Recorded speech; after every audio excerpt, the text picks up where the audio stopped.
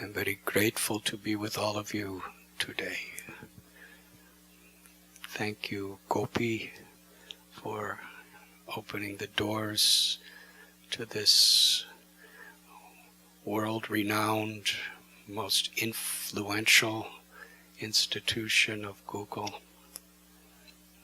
for me to share some thoughts with you.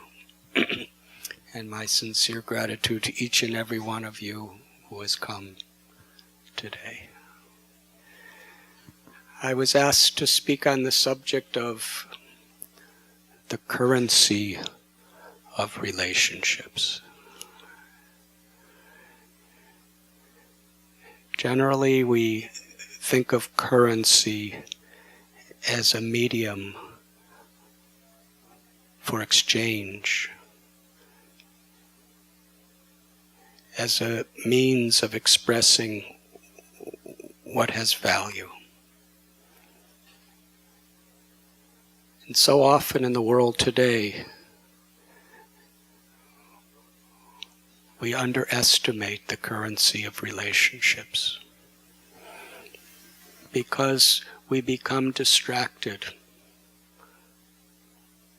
from what we really want to achieve in our life.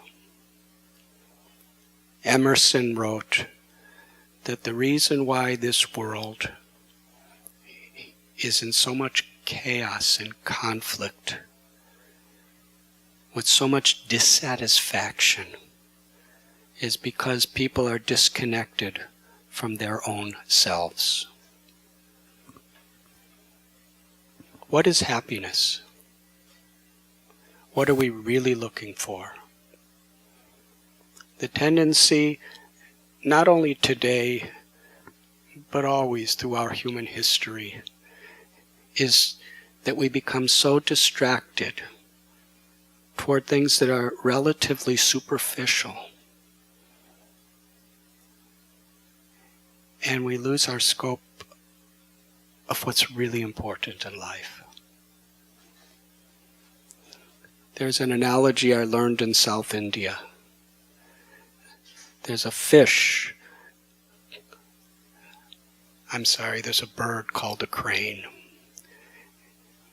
White feathers, long beak, stands on one leg in a stream of water, looking down for food. And so many little fish are passing. Dozens and dozens of little fish, hundreds of little fish, thousands of little fish. The crane observes, lets them pass. When a big fish comes, he eats it and feasts. Now, I don't eat fish, but the analogy is appropriate. He's keeping his attention focused on what is actually significant and lets all the little things go. Unless we are focused on the higher principles, the more valuable things that are really in our lives, then we're easily distracted by every single little fish, and we never find the big one. It's so easy to see a little pebble as a mountain, unless we're focused on a real mountain. Because anandamayo bhyashat, everyone is seeking pleasure, everyone is seeking meaning. Unless we're focused on deep issues, then we will be obsessed with little things.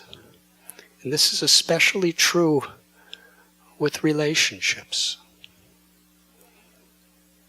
I often cite an example of my own mother and father. When I was about 8 years old, my mother told me as I was sitting on her bed that everyone loves your father and everyone loves me, but we do not love each other. We have decided we're going to separate. Now, as a little child, I couldn't even fathom that idea. My parents don't love each other and they're separating. I was so disoriented, so broken-hearted by hearing that I couldn't say a word. I just sat and cried. My mother was shocked to see my reaction. She didn't know what to say. And I got up and I ran out the door, down the hall, down the stairs, through the living room, out the door, and ran for blocks and blocks. And hid in some bushes. This was almost 60 years ago. I waited a few hours, and then I saw my father's car coming down the road, and I knew he was coming home, and I knew my mother was going to tell him what happened and my reaction. So after he went in the door, I secretly snuck in the back door.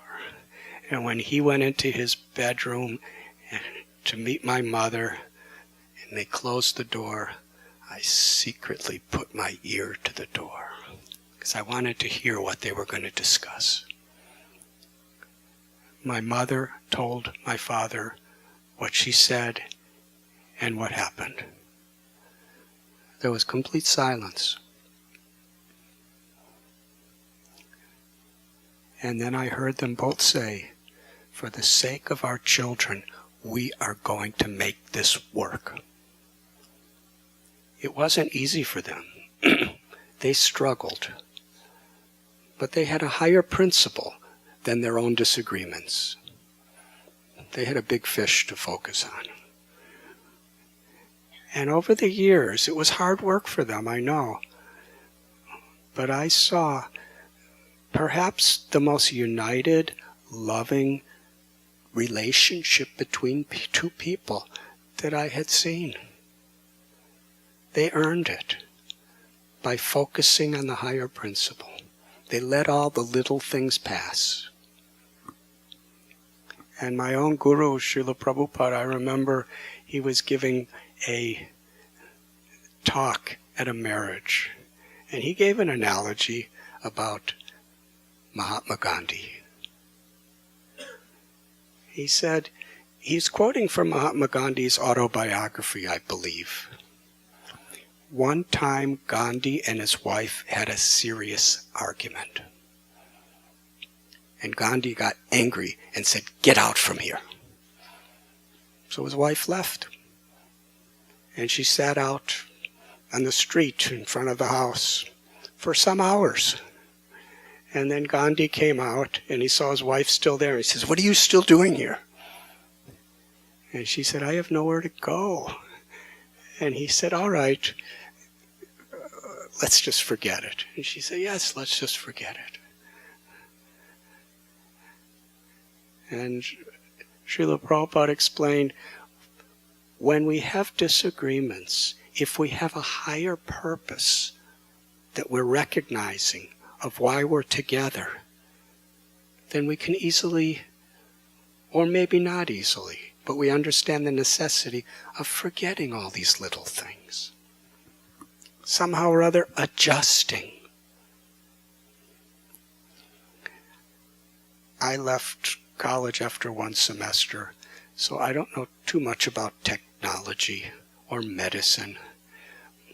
But as far as I know, when you're developing electronics, there's conductors and superconductors and semiconductors, so that the current can flow in an effective way to fulfill the purpose of that device without overheating, without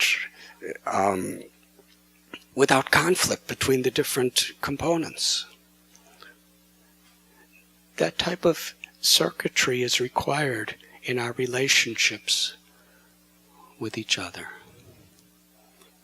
Ultimately, things can give some pleasure, some fulfillment to the body and to the senses and to the mind, but not to the heart. Essentially, people are looking for love. Only love can give fulfillment into the heart. And that flow of love,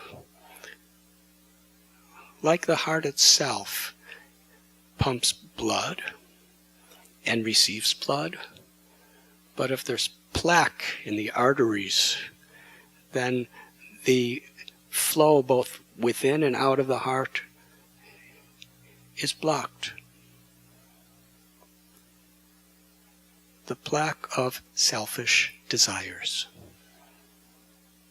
of false ego or arrogance. When it blocks our ability to love and experience love. And the principle of yoga, the principle of spirituality, the true quality of humanity is when we learn how to love and how to be loved. I was seeing Gopi's book about the internet and the internet. And it's a brilliant conception, and Gopi is a person who has realization and experience seeing the world. How the things, whether it's technology, strength, intelligence, it can develop into a great benefit or a great danger, depending on us. A knife is neither good or bad. It's determined by who has that knife. A thief will use the knife to kill someone, to take what they have. And a doctor will use the same knife to save a person's life. Our bodies, our wealth, our science, our technology, our currency of economics, everything is potentially either destructive or constructive for the well-being of ourselves and others, or for the opposite, according to what's within our own hearts. The ecology today, there's so much pollution. Why? Because people's hearts are polluted. You cannot really sustainably clean up the ecology of the world until we learn to clean the ecology of the human heart. Greed, insatiable selfishness, arrogance. As long as that's there, the pollution within will manifest as the pollution in our relationships and in the environment around us. The concept of yoga or spirituality is cleansing the ecology of the heart. Learning to help one another to focus and unite on the really higher, meaningful principles.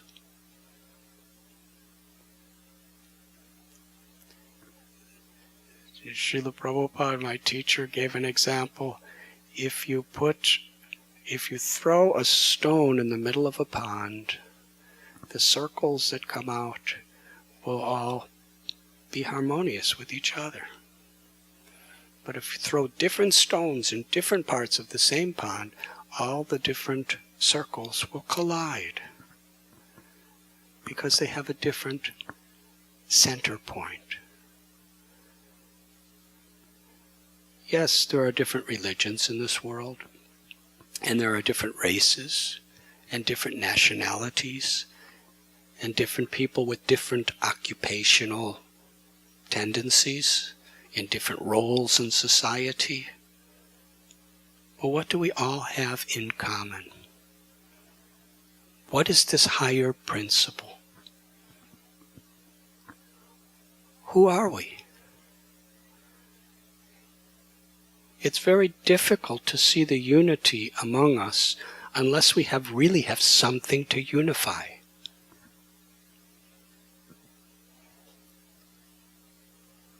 In the Bible it is said, "What profiteth the person who gains the whole world but loses their eternal soul?" It also says that the first commandment is to love God with all your heart, mind, and soul, and the natural byproduct of that is you will love your neighbor as yourself. And you'll recognize everyone, of all races, of all religions, of all species, is our neighbor. In the Bhagavad Gita, there is the same principle stated. Vidyavanaya sampane brahmani gavihastini suni chaiva swapake cha pandita samadarshana. That true knowledge is when we see with equal vision the higher principle of what our relationship is with others. When we understand who we are,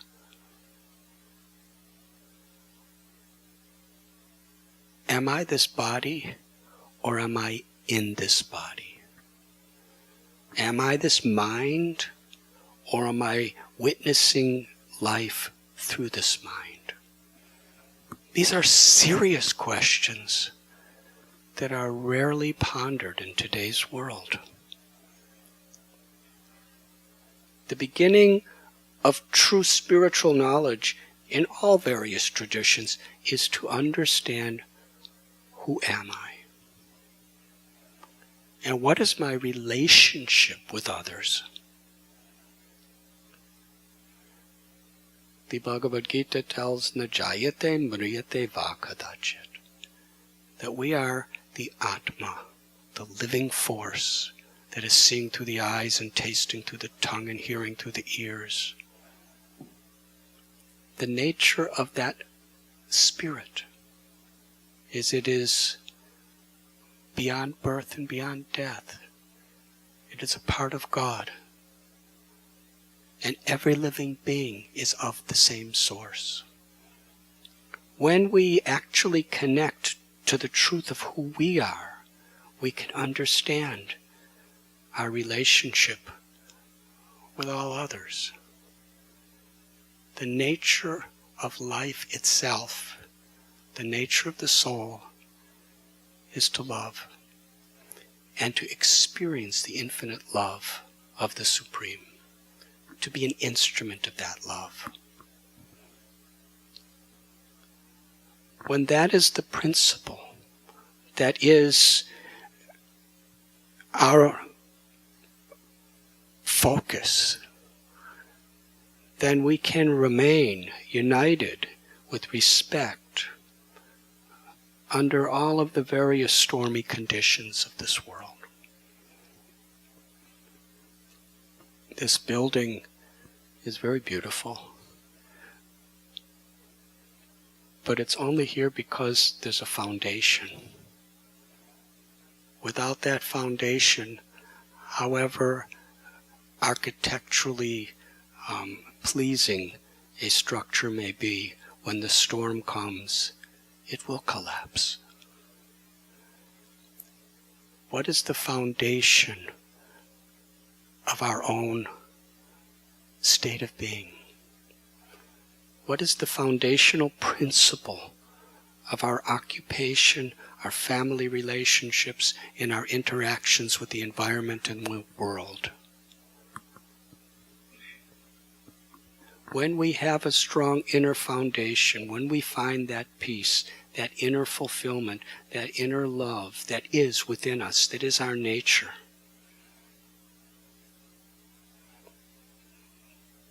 then whatever temptations or fears may come in life, whatever storms may appear, we remain strong, we remain stable, we remain focused on what is really important. There are limitless reasons to fight, to disagree, to hate. But there's one really special, important reason to respect, to love, and to live with integrity. Because that is truth. That is what is pleasing to God, however we may know. And that is the only way we can find meaning and fulfillment in our lives.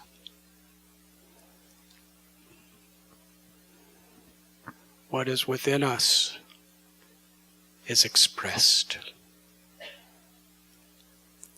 And I'll end with one little story that I love to tell. Years ago, I was sitting on the bank of the river Ganges. It was a summer day. And because it was a summer day, this is in India, it was probably 110 degrees Fahrenheit. There was no one around. It was just me. There wasn't a cloud in the sky. It was burning hot. And I was eager to go in the river. But first I wanted to sit and meditate for a few minutes. And I saw over my head there was a huge hawk. His brown feathers were shining in the sun. He had yellow eyes that were glistening, very sharp claws and beak. And he was looking down. And he was right over my head, maybe about 20 feet. And he was circling lower and lower and lower. And I kept looking up. It looked like he was looking at me because there was no one else around. So I said a little prayer. Suddenly, he dove right into the river. Just a few feet in front of me. It was underwater. There was a skirmish. And then he came out from the river, and in his claws was a fish, about a foot long. And because it was so close to me, I could see the eyes of that little fish. He looked so bewildered. He looked so disoriented. And I was thinking that this little fish was probably going about his day like every other day. Swimming upstream, swimming downstream, swimming across stream. Maybe with his family of fish, looking for food, playing. Suddenly, at the least expected moment, the hawk of fate ripped him right out of his ordinary life. And he was flapping desperately as the hawk carried him further and further and further into the forest. And I was thinking, what am I supposed to learn from this? Like that little fish, we go about our life. But at any moment, we could be ripped out of our complacency. We read about it. We hear about it. It's happened to us.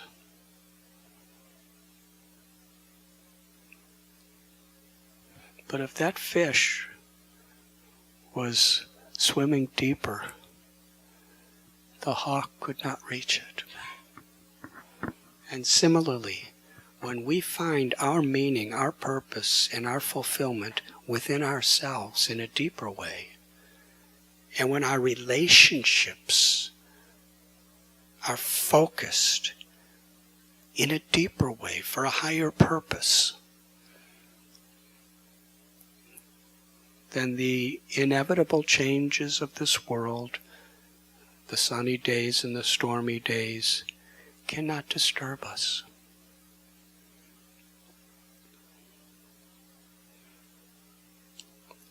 humanity is based on the principle of brotherhood and sisterhood. But on the physical level, it's very superficial. It is in the brotherhood and sisterhood of life, on the basis of the depth of our own souls, beyond sectarian concepts, that we can understand our unity and the necessity of that unity. When we keep focused on higher principles, we can easily adjust and effectively deal with the circumstances around us. If we're depending on our unity and depending on our inner fulfillment on those circumstances, then so much is beyond our control. It is simply unsustainable.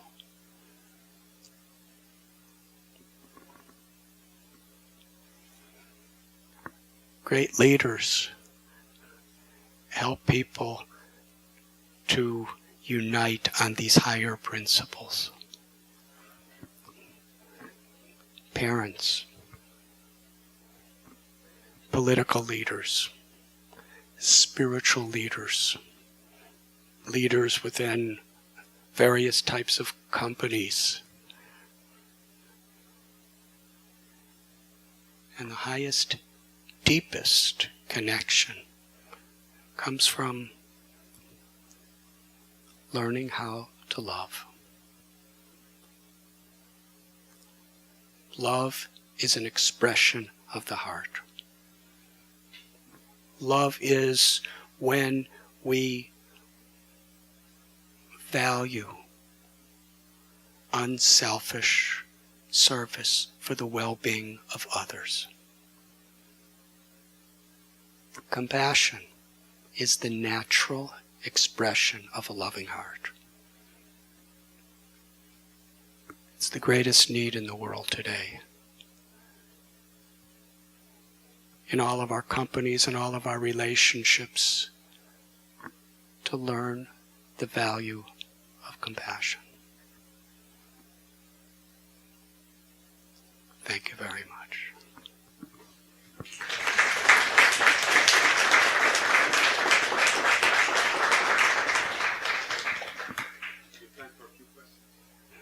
The question is, does the world create consciousness, or does consciousness create the world? In the Vedic literatures, there is a particular book that is called the Brahma Sutra. It is the summary of the essence of a huge body of literatures dealing with so many various subject matters. And the first verse is Janmadhyasya Yataha, that everything is coming from one source. That source has many names: Bhagavan, Parabrahman, God, Krishna. We understand that ultimately everything is coming from the ultimate state of consciousness, the cause of all causes. And everything is within material nature is orchestrated by that supreme consciousness. In our own little bodies, we grow because there's consciousness. At the beginning, the father and the mother come together, and there's a little tiny seed, and it begins to grow because there's consciousness there. And it grows into a little embryo, and then it's born as a little infant, then it becomes a baby, and then it grows through childhood, through adolescence, through middle age, old age.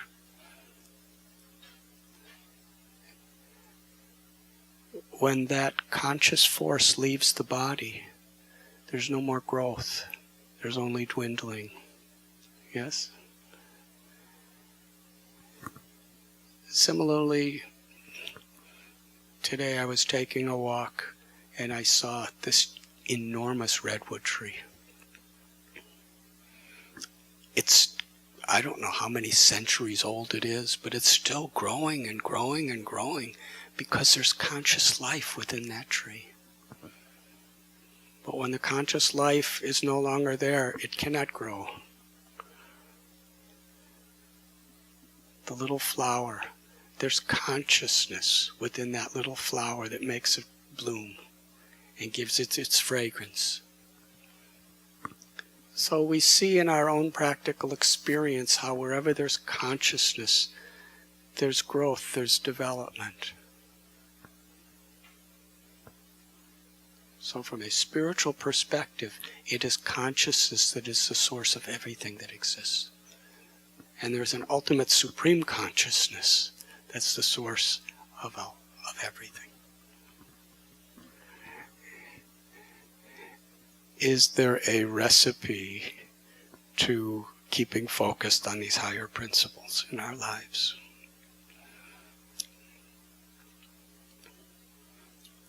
In our tradition, there's three very important principles that help us remain focused. One is satsang.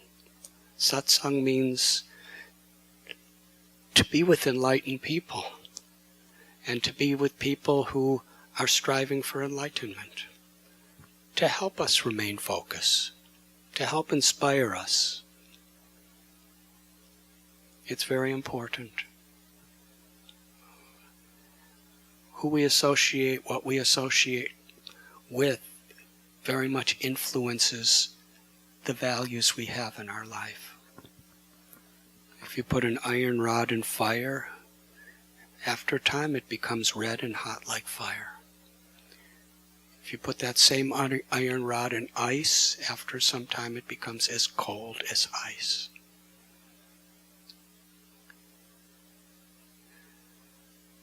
I know many people who are helplessly drug addicts and alcoholics. And in Alcoholics Anonymous or Narcotics Anonymous, because they had an assembly of people with the common interests of becoming sober and remaining sober, they were able to overcome those distractions. In this world, people are so much addicted to greed and envy and selfishness and arrogance. We need each other to help, to actually give the strength, the clarity of vision, so that we don't fall into these trappings. In a redwood forest, the roots underground are interconnected and give support. Every tree in the redwood forest is directly or indirectly giving support to each other. And even in the face of earthquakes and massive storms, they keep growing together because they support each other. Satsang is very important, where we come together to help each other focus on that big fish, on the higher principles that are really of value in life, and help each other to overcome and resist falling into temptations and fears that distract us from our real purpose. And putting some time a day for a spiritual practice to make that inner connection is very important. The other day I was speaking at the Apple Corporation, and I was remembering how in their computers they have batteries, and how long the battery lasts is very important. you have to keep recharging that battery. So similarly, our own spiritual batteries, our own integrity and focus, to recharge it through proper company, through our prayers, through our meditation. In our tradition, we chant God's names. It keeps us charged with spiritual strength and with a clear vision of what really is important in our lives and what we really want to achieve. And then sadachar. Sadachar is integrating the blessings we receive through the company we keep and through our spiritual practices in our life. To live with character, to live with integrity. This human body, there are various limbs and organs, and each one has its own unique function. The heart is pumping blood, the brain has a function, the lungs, the pancreas, the kidneys. One cannot do what the other does. They have different shapes, different colors, and very different functions. What is a healthy body? If the stomach is thinking, I'm the one supplying food to every part of the body. I don't like you, kidneys. I'm not going to give you anything. If the stomach thinks like that, the whole body becomes sick, including the stomach. Every part of the body recognizes, appreciates, and respects every other part of the body. So within the social body, we have engineers, farmers, scientists, we have bankers, we have people in politics. There are so many various professions. We also have swamis and priests. They are all serving a particular function, but with appreciation and respect for the contribution of each other. We need farmers. We need bankers. Technology is absolutely wonderful if it's utilized for wonderful purposes. Philosophy is wonderful if it's used for wonderful purposes. So the principle of dharma, or spirituality, is to understand the difference between material and spiritual. Everything is potentially spiritual if we understand its relationship with the Supreme. If we understand the relationship we all have with each other on that basis. And just like that knife analogy I was giving, if we recognize that, then we can express the highest dharma in whatever occupation we may be in. Sitting here today is one of my dearest friends and brothers, Guru Das. And years ago, he was living in John Lennon's estate, just outside of London. This is in the 1960s. John Lennon is from the Beatles. And George Harrison became very serious about this bhakti yoga, or Krishna consciousness. And he came to our Guru, Srila Prabhupada, and he asked permission to shave his head and become a resident of the ashram. And Srila Prabhupada, our Guru, told him, you're a musician, you have fame, you have wealth, you're a Beatle. you can serve better by just doing it with a spiritual purpose. And he did. And he affected more people with spiritual values than most any monk ever did. So spiritual life is not about changing our occupation, it's about changing our consciousness, changing our values. I know CEOs of corporations, international corporations with families, who are really saints because they're not trying to exploit people. They have inner integrity. They've developed and excavated that inner love, and they express it through their work. And it's beautiful. And with that, on behalf of everyone here in Google, I'd like to thank Radhanath Swami for spending time with us, sharing his incredible wisdom. Thank you.